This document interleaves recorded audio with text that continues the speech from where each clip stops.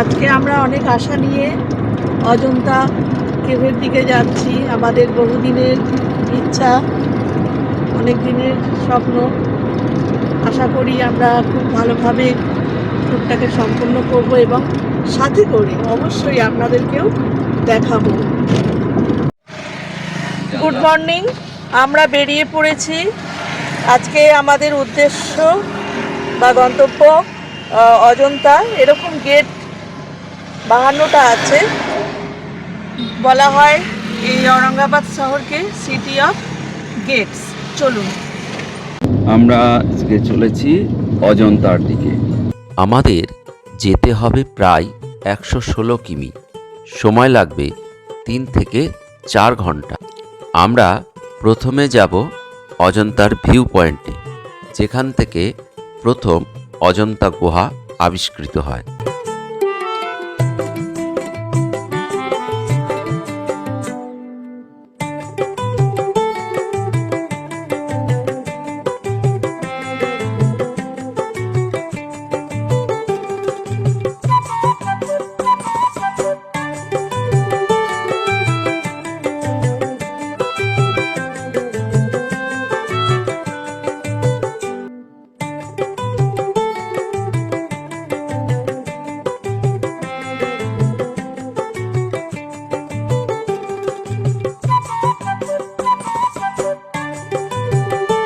এটা হচ্ছে এমটিডিসির রেস্টুরেন্ট।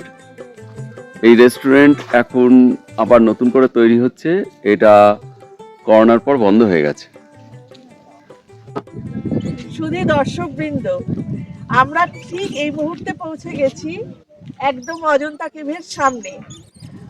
চির প্রতীক্ষিত সেই জায়গায় চলে এসেছি, অজন্তার, যেখান থেকে অজন্তা প্রথম আবিষ্কৃত হয়েছিল 1819 খ্রিস্টাব্দে। জন স্মিথ, এই ব্রিটিশ সৈন্যবাহিনীর ক্যাপ্টেন, বাঘ শিকার করতে এসে এখানে এই অজন্তা কেভটি আবিষ্কার করেছিলেন, যেটা ছিল হর্স শেপের, মানে অশ্বক্ষুরাকৃতি একটা শেপ, যেটা আমরা দেখেছি ভিডিওতে। আজকে আমি সেটা নিজের চোখে দেখছি, ভীষণ আনন্দ হচ্ছে।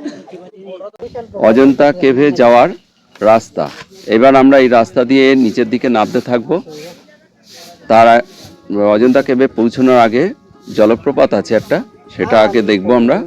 তারপরে অজন্তা কেভের 1 নম্বর গেটের কাছে গিয়ে পৌঁছাবো। আমরা ভিউ পয়েন্ট থেকে এভাবে দেখে দেখে এই সিঁড়ি দিয়ে নামছি। এটাই, এই পথটা দিয়ে আসার আমাদের প্ল্যান ছিল। আপনারাও যারা সম্ভব হবে এই পথ দিয়ে ভিউ পয়েন্টটা দেখে এভাবে যাবেন। আসুন। 2টি পর্যায়ে এই অজন্তা গুহা চিত্রগুলি তৈরি হয়। প্রথম পর্যায়ে খ্রিস্টপূর্ব 2য় শতাব্দী থেকে 1ম শতাব্দী পর্যন্ত সাতবাহন রাজবংশের সময়কালে প্রথম গুহাগুলো নির্মিত হয়েছিল।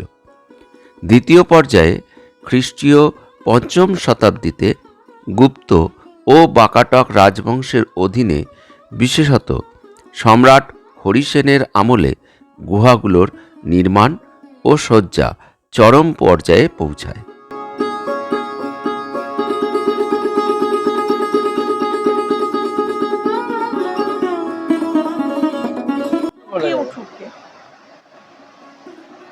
এটা হলো সেই 7 ওয়াটারফলস, অর্থাৎ সপ্তকুণ্ড ওয়াটারফল। এখন তো শীতকাল, ওই জন্য এটা আমরা অল্পভাবে দেখতে পাচ্ছি। বর্ষাকালে এটা 7টা যে ওয়াটারফল, সেটা খুব ভালোভাবে বোঝা যায়।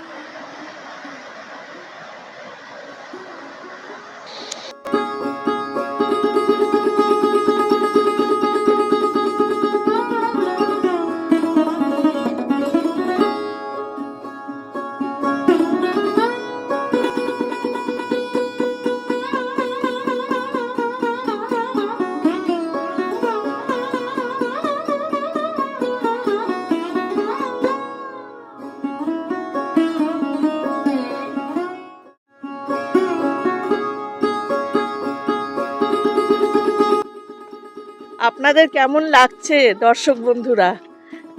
আমি তো এই মুহূর্তে খুব এক্সাইটেড।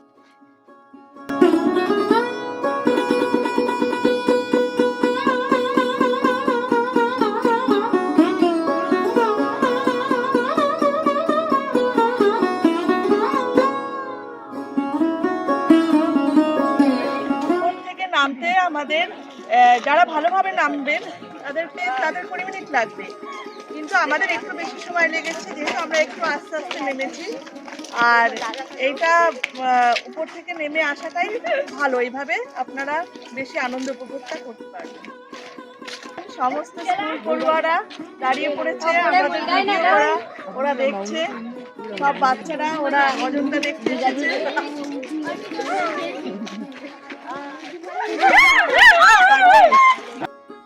বাগড়া নদীর উপর অবস্থিত এই ব্রিজ পেরিয়ে আমরা পৌঁছে যাব অজন্তা গুহার 8 নম্বর কেভের কাছে। বাগড়া নদীর বাঁকে এই ঘোড়ার খুরের মতো আকৃতির অংশে এই অজন্তা গুহা অবস্থিত।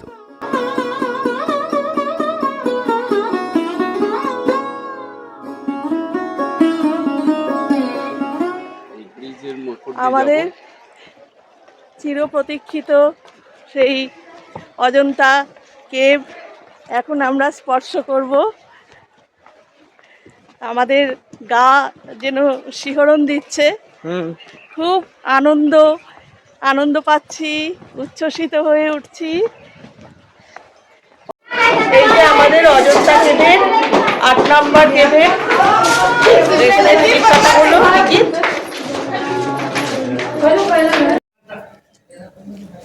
অজন্তায় আমরা প্রবেশ করে ফেলেছি। আমরা আপনাদের দেখাবো একেবারে 1 নম্বর থেকে 1 নম্বর গুহা। এইটা হলো কেভ নাম্বার 1। এর মধ্যে গিয়ে আমরা দেখব পদ্মপাণি বুদ্ধের ছবি, যেটা ইতিহাস বইয়ের পাতায় প্রথমেই রয়েছে। অজন্তাতেই প্রায় 30টি গুহা রয়েছে, যার মধ্যে চৈত্য অর্থাৎ উপাসনালয় আর বিহার মানে মঠ।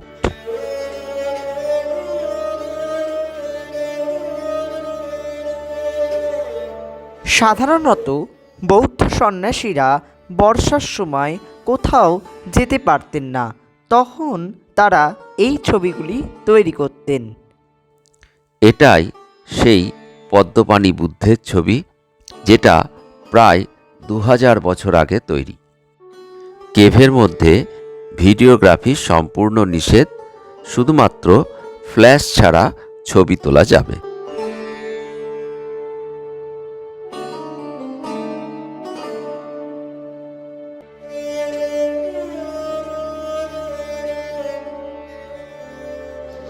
এই যে আমরা রয়েছি কিন্তু এই যে 1 নম্বর গুহার সামনে, এই যে 1 নম্বর গুহা। এইবার আমরা যাব 2 নম্বর গুহাতে। এরকম ডুলিতে করে বয়স্কদের ঘোরানো হয়। 8ম শতকের কোনো একটা সময় বৌদ্ধ সন্ন্যাসীরা এই গুহাগুলো ছেড়ে কোনো অজানা কারণে চলে যায়। এরপর প্রায় 1000 বছর ধরে এই গুহাগুলির খবর কেউ জানত না। এরপর 1819 সালে জন স্মিথ এই গুহা আবিষ্কার করে। চলে এসেছি 2 নম্বর গুহার সামনে।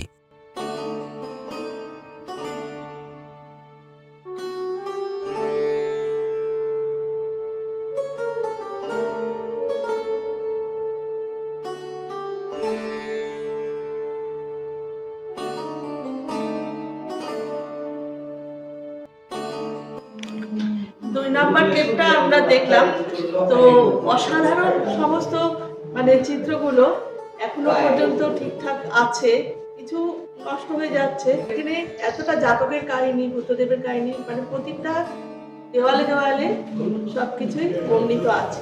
এখানে আমরা যেটা দেখলাম যে ভেষজ রং অর্থাৎ প্রাকৃতিক রং গুলো ব্যবহার করা হয়েছে, বিশেষ করে যে নীল রংগুলো অবিশ্বাস্য যে নীল রংটাও এত সুন্দর এখনো পর্যন্ত রয়ে গেছে।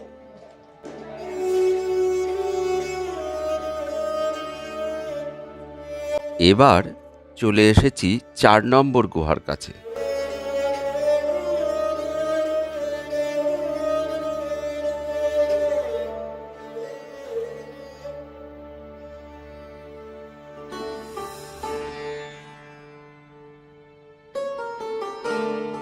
এই গুহাতে বুদ্ধের মূর্তি ছাড়াও আরও কয়েকটি মূর্তি আছে। এগুলি হচ্ছে ধ্যান কক্ষ। এই 3 নম্বর কেপটা কিন্তু বন্ধ আছে, ওই জন্য দেখাতে পারলাম না। 4 নম্বর গুহাটা মূলত এটা প্রার্থনা সভা বা প্রার্থনা কক্ষ। ভেতরটা খুবই সুন্দর লাগলো। সামান্য বিরতি।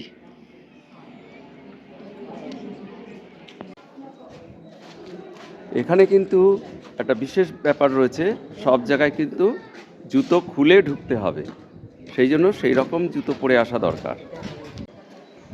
এখান থেকে ভিউটা দেখেন, কি দুরন্ত ভিউ। এই যে বাগড়া নদীটা পাশ দিয়ে বয়ে চলেছে, তার উপর ব্রিজ। এই যে এইবার আমরা রয়েছি 6 নম্বর গুহাতে। এই যে 6 নম্বর গুহা, এই যে ওপর থেকে ওপরে পাহাড়, নিচে কিন্তু এই যে পাহাড় কেটে গুহা তৈরি করা। কি যে অবিস্মরণীয় জিনিস, ভাবা যাবে না। আজ থেকে 2000 বছর আগে তৈরি, মানে দেখার মতন, মানে চিন্তার বাইরে। একটা কবিগুরু রবীন্দ্রনাথ ঠাকুরের গান আছে, সার্থক জনম আমার। আমার যেন আজকে সেই গানটাই গাইতে ইচ্ছে করছে, সার্থক জনম আমার। 5 নম্বর কেপটা অসমাপ্ত, মনে হয় মনাস্ট্রি হিসাবে তৈরি হচ্ছিল। 6 নম্বর গুহাটা আবার 2 তলা, একটা অভূতপূর্ব জিনিস। গুহা 2 তলা।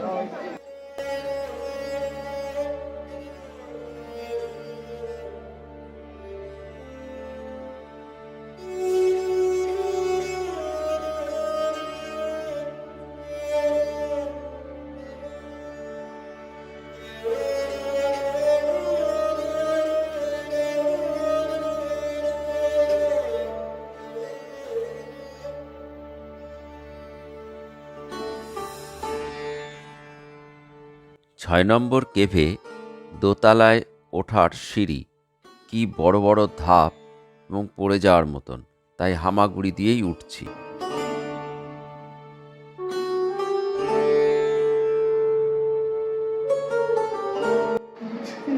আমরা কিন্তু 6 নম্বর কেভের দোতলায় এসেছি। হ্যাঁ, সেই দারুণ খাড়া খাড়া সিঁড়ি। আমরা এই 6 নম্বর কেভের দোতলাতে এসেছি, মানে সেই তখনকার দিনের সেই খুব বড় বড় উঁচু উঁচু সিঁড়ি, ভয় লাগার মতো। যাই হোক, উপরের বিরাট স্পেস, এখান থেকে একটু দেখিয়ে দাও। ভেতরে তো আমরা সেভাবে ভিডিও করতে পারছি না, কিন্তু ভেতরে ঘুরে আমরা পুরোটা দেখেছি।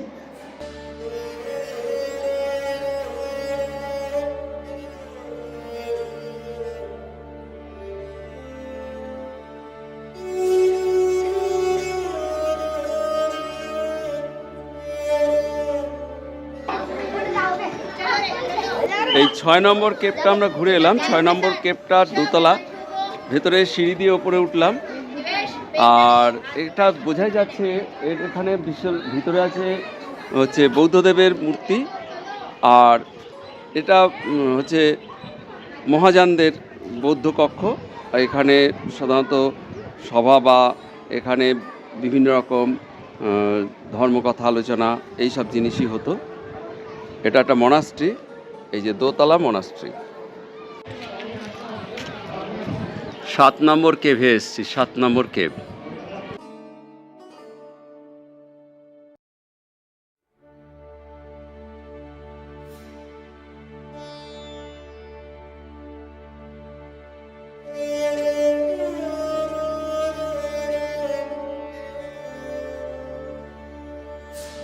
আট নম্বর কেপটা ধ্বংস হয়ে গেছে, তেমন কিছুই নেই।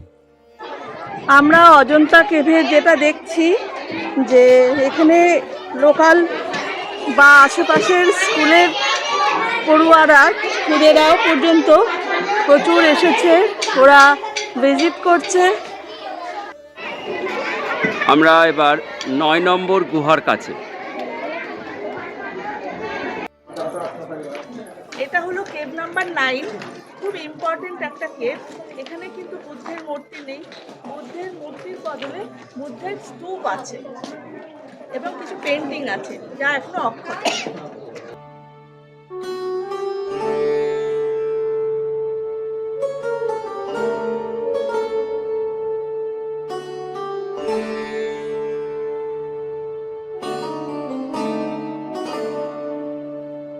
এই গুহাটা কিন্তু ভিজিট করা খুব জরুরি, কারণ এটা খুব সুন্দর একটা জায়গা দেখার মতন, যেটা আপনাদের দেখালাম। 9 ও 10 নম্বর কেভ হীনযান বৌদ্ধদের উপাসনালয়, দুটিতেই স্তূপ আছে মূর্তির বদলে।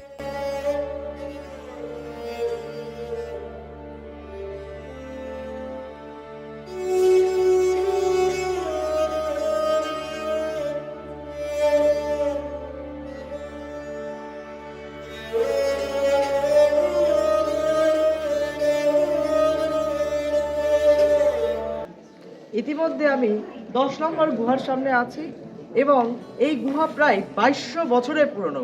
তাহলে ভাবুন, আর এই ভাবার বিষয়টা হলো যে গুহার মধ্যে যত ছবি আছে এখনো পর্যন্ত সব মানে সুন্দরভাবে ফুটে আছে, যা দেখে খুবই বিস্ময়কর লাগছে আমার, সত্যি অভাবনীয়। My mother was Anglo-Indian. She was 75% Indian, 25%. My father was 50-50. First, in 60. Scotland থেকে একজন ভারত ভ্রমণে এসেছেন 2 মাসের জন্য, তার সাথে কিছু আলাপ পরিচয় করে নিলাম। এবার প্রবেশ করতে চলেছি 11 নম্বর গুহাতে।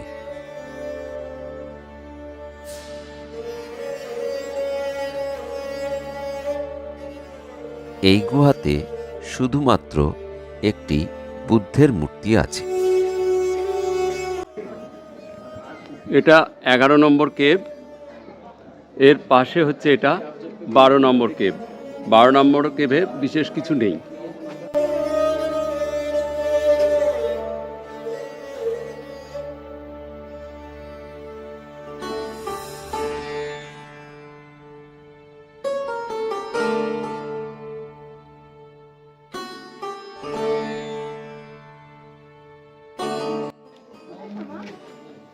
এটা নাম্বার 13 কেভ। এখানে তেমন কিছু নেই, অসমাপ্ত বা এরকম কিছু হবে।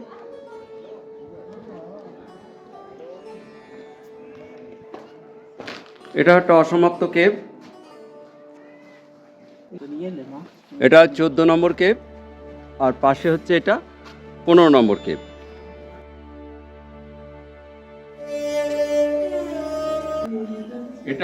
এটা 15 নম্বর গুহা। সমস্ত পেন্টিংই এখান থেকে নষ্ট হয়ে গেছে। এখানে একটা বুদ্ধদেবের কিছু মূর্তি আছে। এটা প্রমাণ করে যে এটা একটা মহাযানদের উপাসনালয়।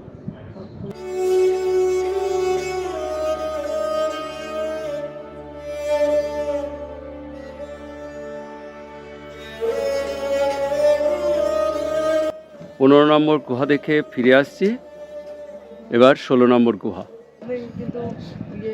আচ্ছা, এখানে এই যে 16 নম্বর গুহা, এটা কিন্তু ঢোকার মুখে এরকম একটা দুটো হাতি আছে দু সাইডে, আর এই যে ঢোকার রাস্তা। এই 16 নম্বর কেভ বাকাটক রাজা হরিসেনের মন্ত্রী তৈরি করেছেন বলে জানা যায়। হিউয়েন সাং এই 16 নম্বর গুহাকে অজন্তার প্রবেশদ্বার হিসেবে উল্লেখ করে।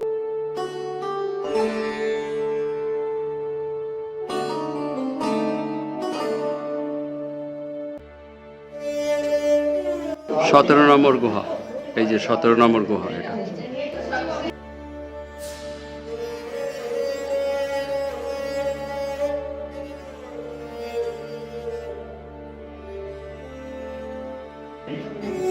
এগুলো পুরনো যাওয়ার রাস্তা, এর ভিতর দিয়ে সিঁড়ি আছে, কিন্তু যেগুলো এখন বন্ধ। ছেনি হাতুড়ির দাগ স্পষ্ট। এটা একটা বেশ বসার জায়গা করে দিয়েছে। এটা কিন্তু 18 নম্বর গুহা।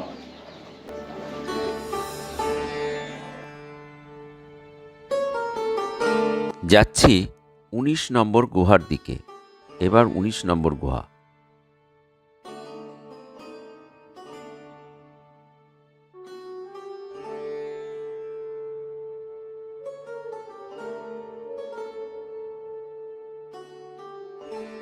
এটা হলো 19 নম্বর গুহা। এখানে এইটাতে মানে স্পষ্ট বোঝা যায় যে হীনযান থেকে মহাযান বৌদ্ধে যে রূপান্তরীকরণ, সেই ব্যাপারটা এখানে আসলে সেটা স্পষ্টত বোঝা যায়। 20 নম্বর গুহাটি বিষ্ণুপুর গুহা, খ্রিস্টীয় পঞ্চম বাকাটক রাজা উপেন্দ্রগুপ্তের সময়ে তৈরি করা হয়েছিল। এই সেই 20 নম্বর গুহা। এটা 23 নম্বর গুহা আপনারা দেখছেন, আর পাশে আমরা 22 নম্বরটা তার আগে দেখে এলাম। যাই হোক, এখানে আর ভেতরে তেমন কিছু নেই, সবটাই প্রার্থনা উল্লয়। এটা 25 নম্বর গুহা। চলে এসেছি 26 নম্বর গুহার মধ্যে।